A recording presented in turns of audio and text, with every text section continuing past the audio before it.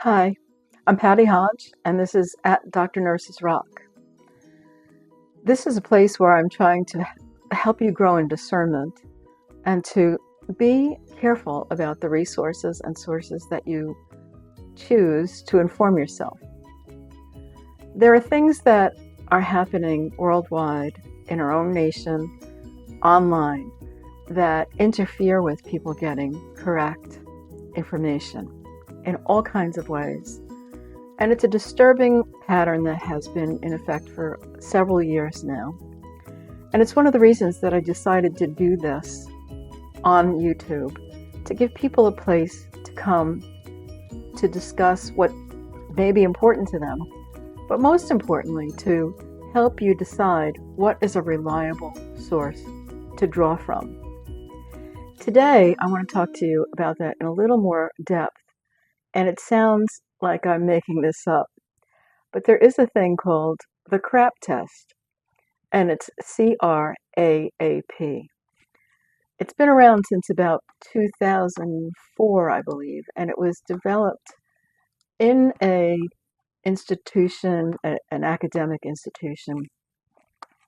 Let me see if I can find the name of the person who developed it for you. Sarah Blakesley of the University of California. And that test in itself acknowledges that there's just too much information on the web that's not trustworthy. And that includes maybe your news sources and maybe information that you're getting from websites that seem to be reliable, but actually may not be as reliable as you need them to be. So in this test, acronym C.R.A.A.P stand for. Let me read this to you, and as always, I will put my sources in the links so that you have some place to look at. The C.R.A.A.P test has 5 main components. The first is, how current is the information? Is it up to date? When I was in school, any textbook that was over 5 years long was considered out of date, which is a little bit difficult because if you know anything about the publishing world and textbooks in particular, it might take 5 years for you to get your textbook into the public. And so as soon as it's printed, it's practically considered out of date. But nevertheless, currency, is the source up to date? Is it relevant to what you're trying to research? The source has to match what you're looking for. We just can't pick a piece of information from any source and apply it to your situation. The next is A, authority. Where is the source published? Who is the author? Are they considered people that you can really trust, that are on top of their game in the field of their choice? Is the information accurate? Is there evidence? Evidence-based means there is some scientific research that has confirmed that what they're saying is real. It's not somebody's anecdote. It's not someone's personal story. Those things have value in a different setting. When you're looking for reliable information related to your health and well-being, it's best to rely on evidence-based information. And the purpose is the P. What's the motive behind publishing that source? I'm going to give you a website that explores this in a little more detail so that you can look at this for yourself. The reason that prompted this video today is that something came across my news feed that said there are common herbal supplements that people have been taking that may be causing liver damage to the extent that people have had to have liver transplants. And this made me think about, why do people move towards complementary and alternative means in medicine? That's a big topic, and I'll set it aside for another day. But when you do that, you have to know that there are risks attached to that. And there are risks attached to taking medications that are also prescribed for you. But at least that is probably done in a controlled environment with you and your doctor agreeing on a method of treatment. And so there are things I'd like to tell you really quickly about herbal medications that maybe you're not considering before you reach for a supplement. These supplements that they're citing, and I will also put that source, it's from Medical News Today. I'll put that source in the links as usual. It's natural, according to this article, does not always equal safety. And that is absolutely true. If you know, right, there are a lot of natural substances that are completely poisonous. And so, what I would like you to know is that if you are taking these supplements, please discuss it with your physician or your trusted medical advisor, because these are things that are very common in the marketplace, okay? And the six that they're mentioning as a possible liver damaging substance include, let me get that list for you. Ashwagandha.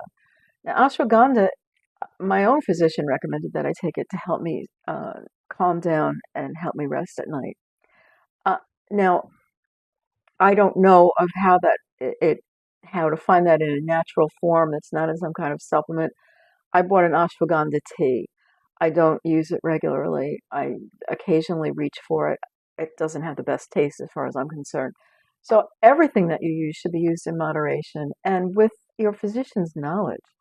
The second is black cohosh. I'm not sure why people take this medication or this supplement. Um, they say it's most commonly used in another article, which I'll give to you here, for menopausal symptoms, hot flashes, night sweats, and things like that. Now, of course, those are very uncomfortable symptoms, and I understand why people would reach for some kind of help with that. Again, that is a conversation to have with your physician or your trusted healthcare provider. I personally, as you know, because I've said it a number of times now on this channel, I am a nurse practitioner in psychiatry, retired. I'm a doctor of nursing practice. That means I've got an advanced degree at the doctorate level where I've learned to do research and to be careful about resources that I choose in my own work and in sharing with other people. So I always try to be up to date and truthful with the people that I come in contact with. I'm not treating anyone any longer. And that means when I give you information, you need to take this through your own filters in your own discernment and your own way to decide what's best for you, not because I'm telling you that it's good for you. That's not what this station is about. So the other supplements that they listed, Garcinia cambogia. Garcinia cambogia, what does it say it's used for? People use it for weight loss. That's a problem that everybody I know is trying to take care of in some way or another. It is a blight on our nation, obviously, that so many of us have a problem with obesity and overweight. And it's definitely related to processed foods and maybe lifestyle. But in the meantime, if you're using Garcinia cambogia supplements, please let your physician know. They should be testing to make sure that your organs are healthy. And that should be a regular yearly or 6-month checkup, and maybe more often if you're on a medication that some of these things might create other side effects that you didn't realize could happen. But fourth is green tea extract. Now, how many of you have in your closet green tea bags? I know I do. But there's an extract that they put into a supplement that people may be taking, thinking that they're doing something good for themselves, and you may be damaging your liver. Red yeast rice.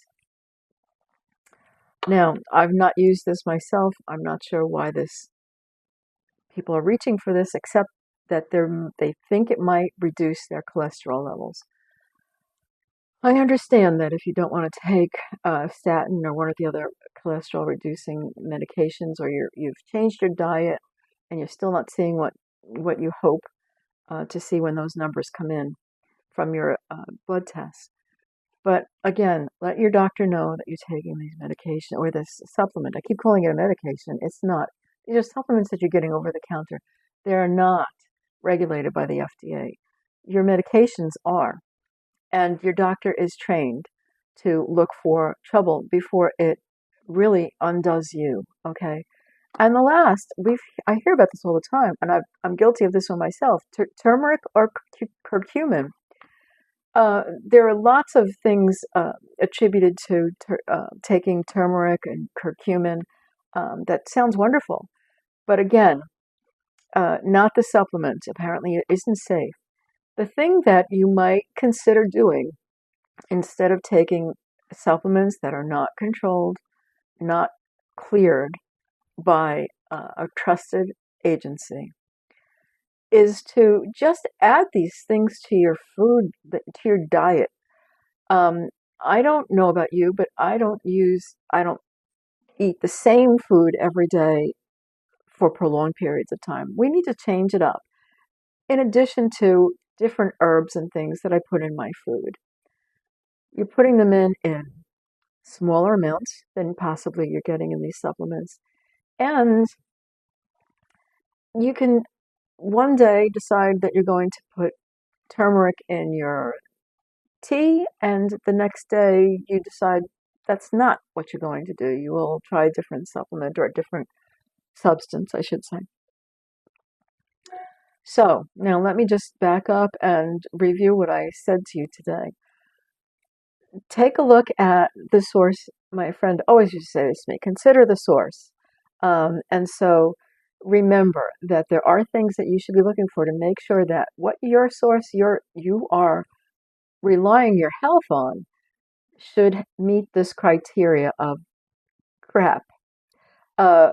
The currency, the relevance, who is the authority, how accurate is the information, and for what purpose was this research or this information put up for you to read, okay, or to glean some information from.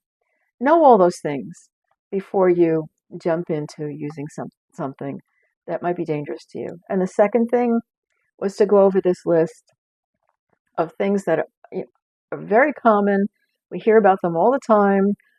Anywhere you go on the website looking for a natural way of dealing with a symptom that you might have. The ashwagandha, the black cohosh, the Garcinia cambogia, green tea extract, red yeast rice, and turmeric or curcumin. So again, I hope that this was helpful.